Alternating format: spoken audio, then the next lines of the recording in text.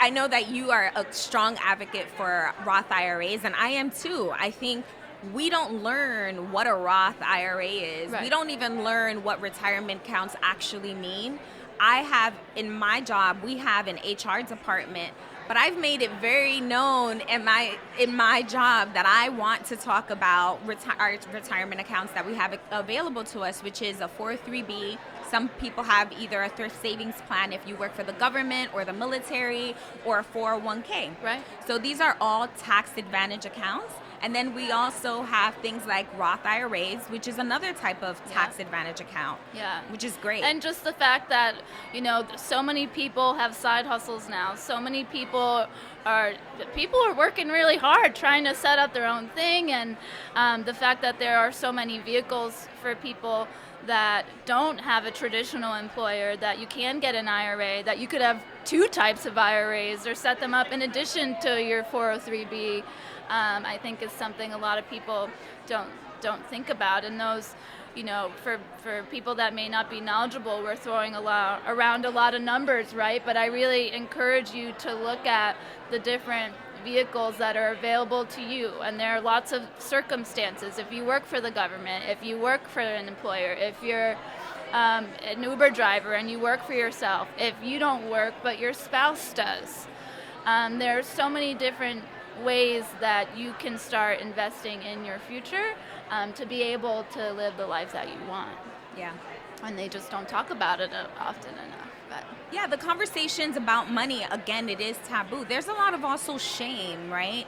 When we talk about coming out of college and having this debt, and there are some people who have the ability to make six figures right out of, graduate school or even undergrad, but those are far and few between. Right. And so who wants to talk about 50% of your income having to go to student debt? Yeah. And how many people want to make those sacrifices? It's really hard. You work so hard to get your education that you want to feel rewarded. You want to feel like, I want to be able to spend and hang out and go to a restaurant or live in a nice apartment and move out of a situation where I have roommates. Those are all things that I think a lot of us want. Yeah, and I think thinking about those decisions, right? Because looking at a lot of people live in big cities. You're in New York. I'm from New York. I live in D.C. here. They're both some of the most expensive cities in the country.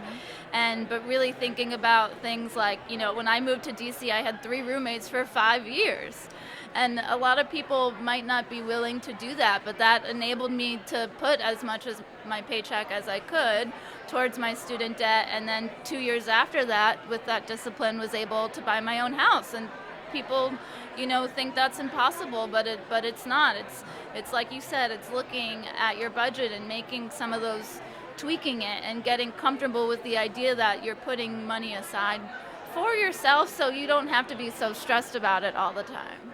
Yeah, it's also, again, making those choices, right? Because you could have, instead of living with roommates, you had the opportunity to perhaps even live on your own and sort of pay the minimum on your debt. Yeah. But what does that do? It sort of erases and minimizes the amount of options you have in the future. And I would have paid an additional $22,000 in interest, which is wild, right? I mean, that's a lot of money. Right. But this is also what we're told. Don't worry about it. Everybody has student debt. Everyone has credit card debt. Everyone has It's not credit true. Yeah. A lot of people do, but it's not. You don't have to be one of those people. Yeah. I mean, it's really hard to make those choices, but I think it's the smart thing to do. And if we understand what it means for our lives in the future, which I didn't understand what I could have done. And I'll give you a quick example. Sure. I also purchased my home when I was in my 20s, and I planned on living on my own. And I had someone in the community say, hey, there's this lady, she's this woman, she's in college and she needs a roommate. Would you consider having a roommate? I said, sure. And so what ended up happening was that I took on 2 roommates. Now, because I didn't know what to do with the extra money, what I did was that I spent it. Right. I wish I would have. Because you're like, yeah, I got free money coming in. Right. And no one, and what I would do is that I did save some of it, but I spent the rest because I didn't know any better. And had someone explain to me exactly what compound interest was and how to simply invest in the stock market, the situation would have been completely different. But we don't know what we don't know. Right.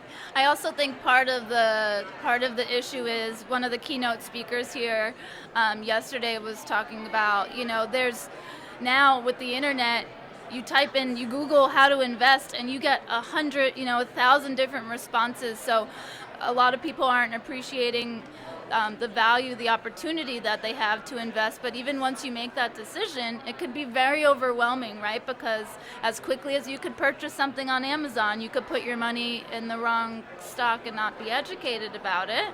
And people are worried about making that mistake.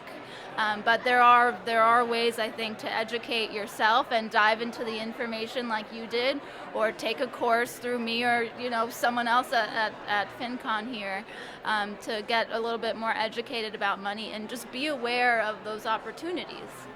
Right. Yeah.